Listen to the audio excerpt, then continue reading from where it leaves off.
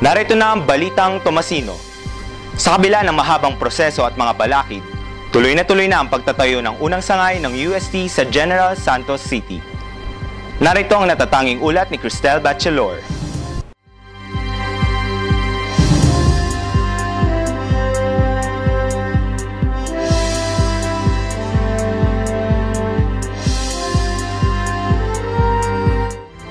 Ito ang General Santos City, ang tuna capital of the Philippines. Nabibilang ito sa Soc-Surgeon Region of Mindanao. Sa kasalukuyan 26 na barangay ito, 750,000 ang populasyon. Karamihan ito ay Kristiyano at Muslim, pinanggaling sa tribong bilaan ng Timor. Ngayon, sa malapit na pagbubukas ng UST sa bayan ng Jensan, nangingibabaw ang kasiyahan sa mga tao dahil sa kalidad na edukasyon na dadating ng universidad at ng pag-unlad dito sa kanilang munting bayan. For us, it's really an honor to be selected as the first branch of UST outside of Metro Manila, and to think that UST is a very prestigious university. Ngunit hindi naging madali ang usad ng pagtayo ng naturang sangay ng UST sa Jensan. Maraming problema ang bumalakid dito. So this is my second term. In those 6 years, almost 6 years, wala naman kaming na-receive sa sanggunian na papers with respect to UST.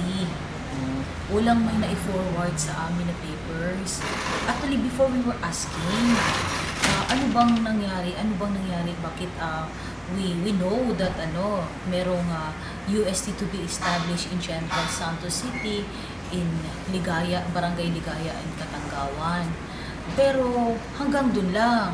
There was this problem of the conversion where the past administration did not agree with the conversion of the area since it was irrigated.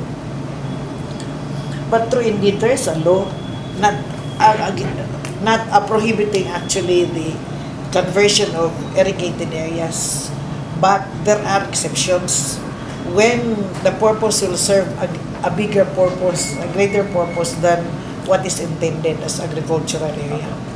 So, and I think it was really very justified that the putting up of an institution there would be of greater benefit to the people of the city and throughout Mindanao. Nandito tayo ngayon sa 80 ektarang UST Jensan. Nabili ito ng mga Dominican pari noong taong 1997 sa halagang 96 million pesos. Hindi agad naaprobahan ng dating administrasyong Antonino ang UST Jensan dahil sa maraming kadahilanan. Ngayon, makalipas ng 17 taon sa ilalim ni Alcalde Ronel Rivera, naisatupad na rin ng UST Jensan pagkatapos aprobahan sa sangguniang panglungsod ng General Santos City noong October 1 ang plano.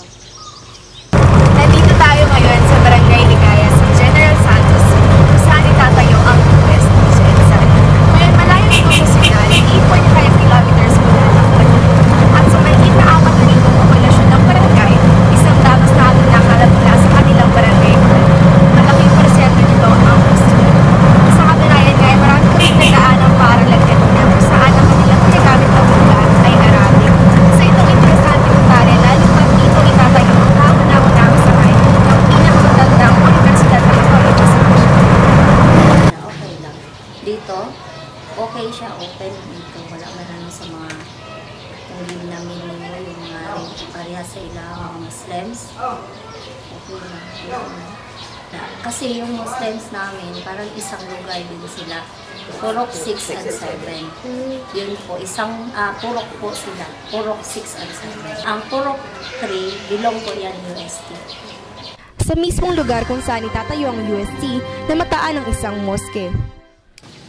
A Catholic university like the University of Santo Tomas, a Pontifical and a Royal University, is very, very much welcome here in Mindanao, because it will really somehow change the landscape of General Santos in particular, but the whole of South Central Mindanao. Ang palapit na pagbubukas ng UST sa munting Barangay Ligaya ay makakatulong sa pag-unlad ng lugar ayon sa mga opisyal.